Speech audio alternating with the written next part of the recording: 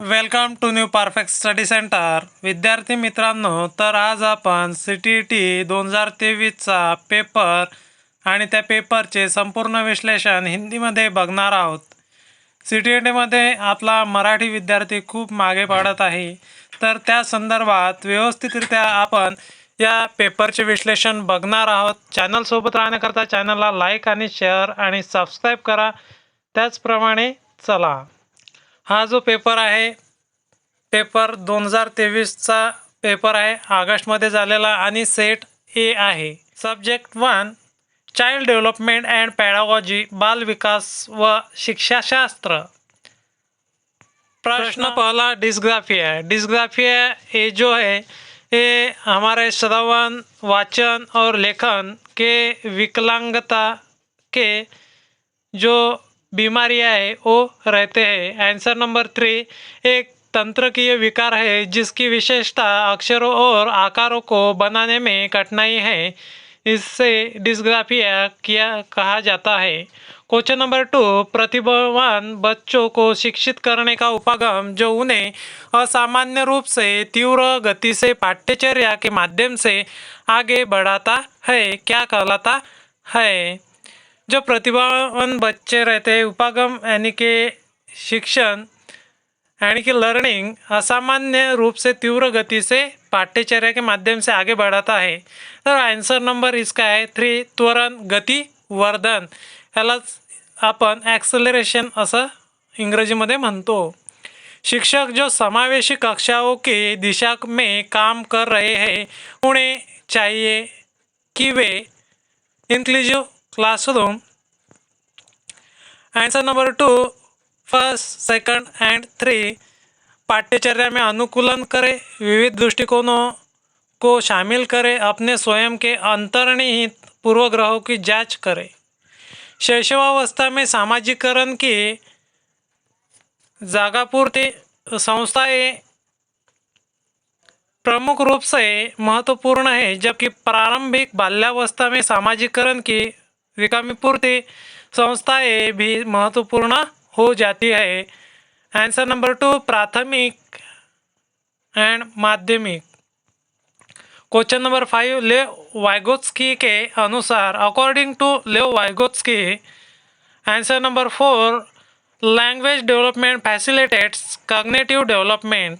भाषा विकास संज्ञानात्मक विकास को सुगम बनाता है.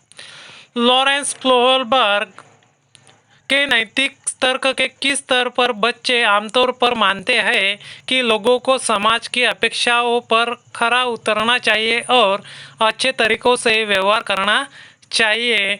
आंसर नंबर 3 पारंपरिक स्तर means conventional level. Question number 7 निम्नलिखित कथनों को पढ़िए तथा सही विकल्प का चयन कीजिए. अभिकथन यानी कि एसर्शन शिक्षकों और साथियों जैसे अधिक जानकार अन्य लोगों के साथ बातचीत शिक्षार्थियों को उनकी समझ और कौशल विकसित करने में मदद करने के लिए आवश्यक समर्थन और मार्गदर्शन प्रदान कर सकती है.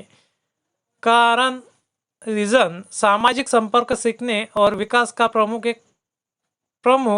घटक है. आंसर नंबर 2 ए और आर दोनों सही है तथा आर ए की सही व्याख्या है.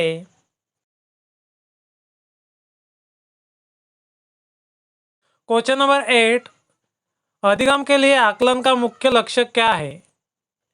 आंसर नंबर 3 विद्यार्थियों को प्रतिपुष्टि प्रदान करना जिसका उपयोग उनके अधिगम में सुधार के लिए किया जा सकता है. अधिगम मीन्स लर्निंग.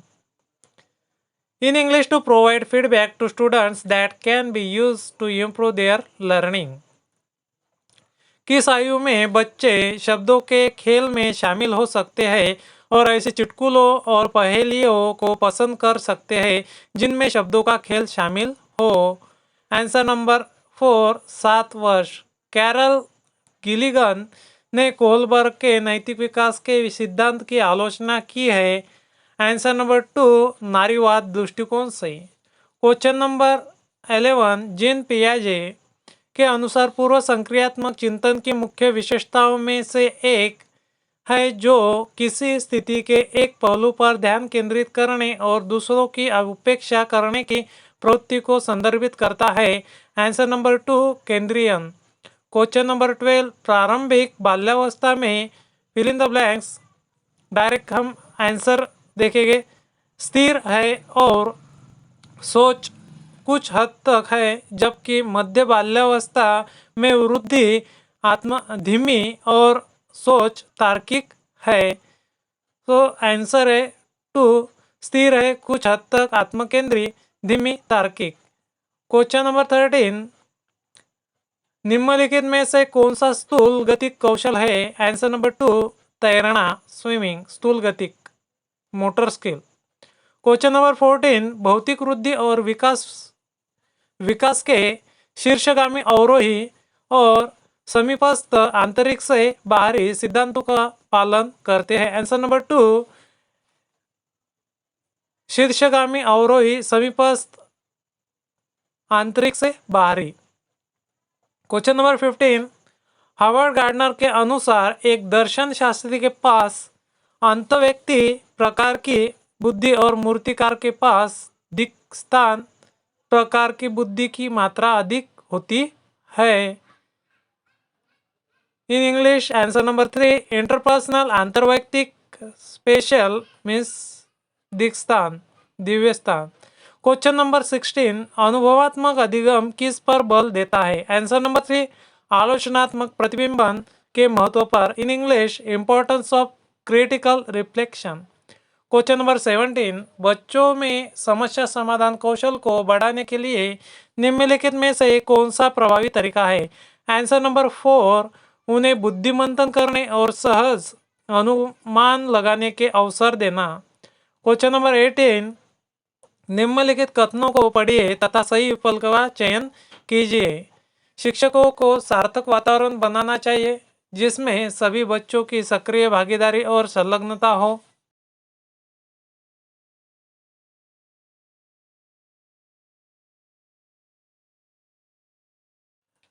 सभी बच्चे आंतरिक रूप से सीखने के लिए प्रेरित होते हैं और सीखने में सक्षम होते हैं। आंसर नंबर 2 ए और आर दोनों सही हैं तथा आर ए की सही व्याख्या है।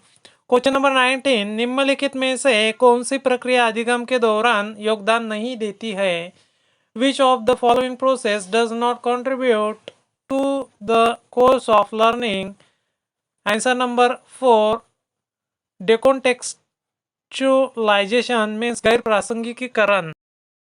नंबर 20 निम्नलिखित में से कौन सा एक ऐसे प्रश्न का उदाहरण है जिसमें विद्यार्थियों को अपनी सोच पर विचार करने की आवश्यकता होती है? आंसर नंबर 4 कक्षा की शुरुआत से क्रियाओं के उपयोग के बारे में आपकी समझ कैसे बदली है? क्वेश्चन नंबर 21 निम्नलिखित में से कौन सा विफलता के लिए आंतरिक आरोपण का एक उदाहरण है? मैं परीक्षा में फेल हो गया क्योंकि मैंने पर्याप्त पढ़ाई नहीं की। I failed the test because I didn't study enough. Internal attributions for failure. Question number 22 निम्नलिखित कथनों को पढ़िए तथा सही विकल्प का चयन कीजिए। अभिकथा ने बहुत कम उम्र में दुनिया भर में अधिकांश संस्कृतियों में लड़कियों गुड़िया को खिलौने के रूप में चुनती है, जबकि लड़कों कारों के साथ खेलना पसंद करते हैं। बच्चे किसी विशेष संस्कृति की अपेक्षाओं के आधार पर एक लड़के या लड़की के लिए क्या उपयुक्त माना जाता है इसके बारे में जानकारी व्यवस्थित करते हैं और उसके अनुसार व्यवहार करते हैं। ए और आर दोनों सही है तथा आर ए की सही व्याख्या है। क्वेश्चन नंबर 23 लेव वाइगोत्स्की के अनुसार फिल इन द ब्लैंक्स बच्चों के संकल्पनात्मक योग्यताओं के विकास में महत्वपूर्ण भूमिका निभाता है।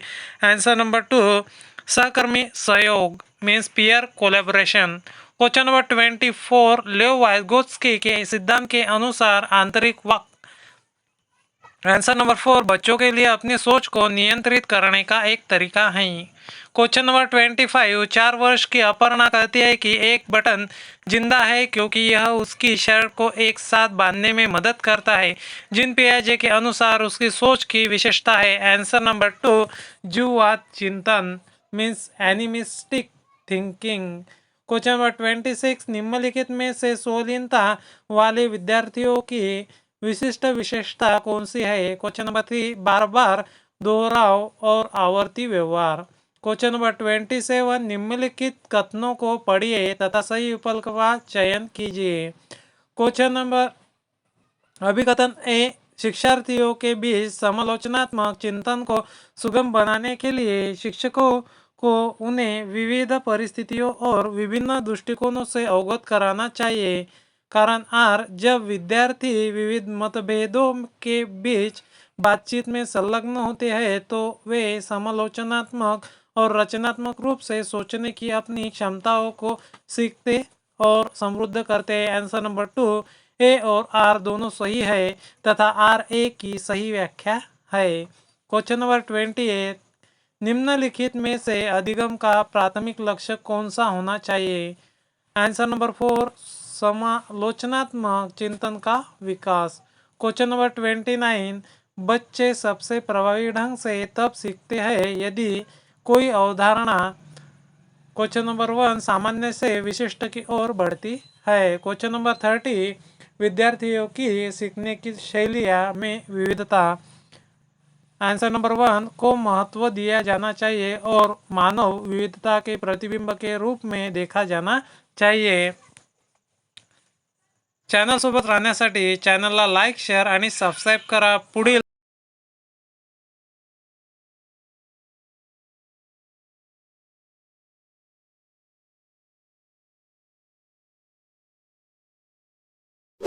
विषयाचे विश्लेषण आपण समोरच्या भागामध्ये पाहणार आहोत।